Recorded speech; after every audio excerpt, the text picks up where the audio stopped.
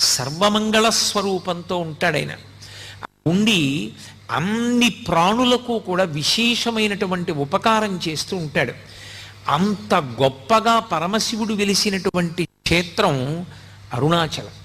మనం ఎక్కడికైనా శైవ క్షేత్రానికి వెడితే ఆ శివాలయంలో ఉండేటటువంటి శివలింగం ఏది ఉంటుందో దాన్ని మాత్రమే ప్రధానమైన శివస్వరూపంగా భావన చేస్తాం.